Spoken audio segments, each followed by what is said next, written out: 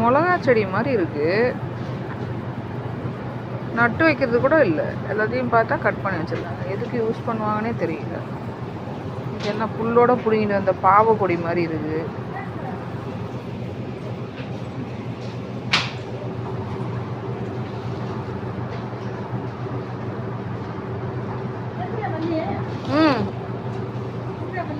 வச்சுக்கணும், அவன்கிட்ட கொடுத்தேன்.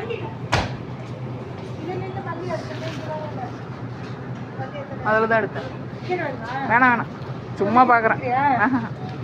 வேணாம் மாமி.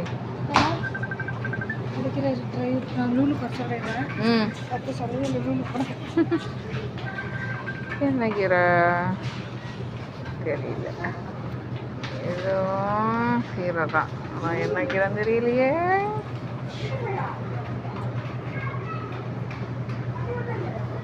அதுவும் தெரியல.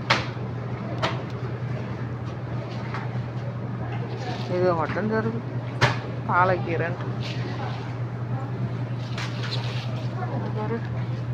நம்ம வீட்டில் அழகு வைப்போமே அந்த செடி மாதிரியே இருக்குது. இது வந்து புதினா மாதிரி, மல்லி மாதிரியே இருக்குல்ல, ஆனால் இது மல்லி இல்லை, வேற ஏதோ. இங்கே கப்ஸா வாங்கினா கப்ஸாக்கள்லாம் இந்த கீரை தான் வைப்பாங்க திங்கிறது. தலையை பார்த்தா ஒரு மாதிரியா இருக்கும், சரிதா. இதுதான் புதினா, இது மல்லி. ஆனால் இது மல்லி கிடையாது, இது எலுமிச்சை இலையாக இருக்குது. எதுக்கு யூஸ் பண்ணுவாங்கன்னே தெரியல. நிறைய பாக்ஸாக போட்டு வச்சுருக்காங்க. எலுமிச்சை இலையா, நார்த்த இலையா. நம்ம ஊர்லேயும் தான் நிறையா இருக்குது, எதுக்கு யூஸ் பண்ணுறது.